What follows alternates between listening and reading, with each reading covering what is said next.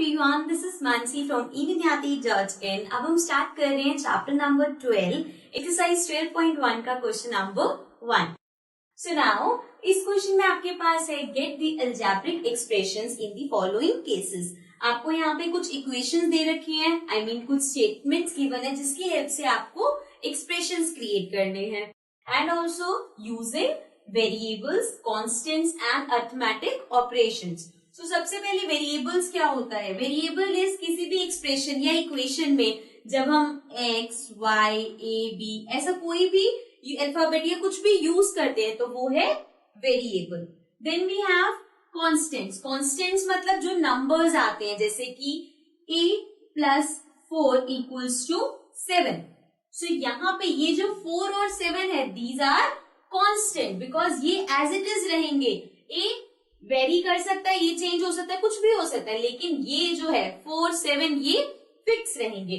So they are constant. And then we have arithmetic operation. Arithmetic operations are plus करना है, minus करना है, divide करना है, मल्टीप्लाई करना है, ऐसे कोई भी ऑपरेशंस जो हम अप्लाई करेंगे that are known as arithmetic operations. So इनकी हेल्प से हमें यहाँ पे एक्सप्रेशन बनाना है।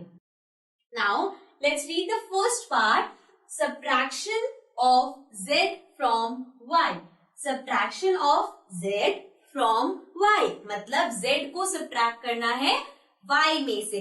सब्ट्रैक्शन में मोस्टली ऐसा होता है, पता नहीं चलता z माइनस y है या y माइनस z है। सो आपको देखना है किसको किस में से माइनस किया है। लाइक z from y मतलब y में से z को माइनस करना है। ओके, सो ये हो गया हमारा first part.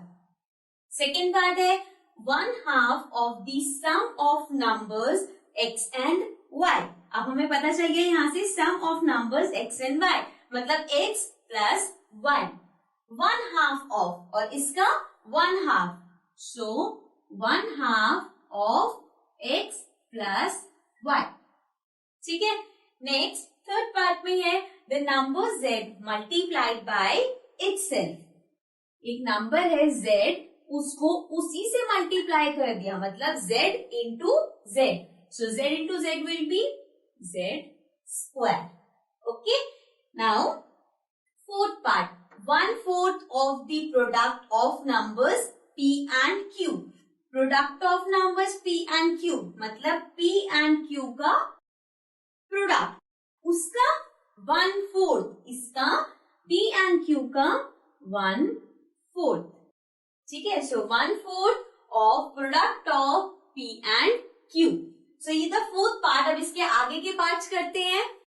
Now coming to the fifth part. Fifth part में आपके पास है numbers x and y both squared and added. Square का मतलब किसी भी नंबर का स्क्वायर इज, अगर a का स्क्वायर है a स्क्वायर, b का है तो b स्क्वायर, c का है तो c स्क्वायर।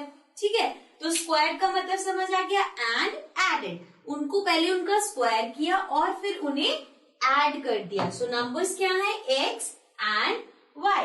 सो x का स्क्वायर प्लस y का स्क्वायर, दोनों का स्क्वायर किया और उनको ऐड कर दिया।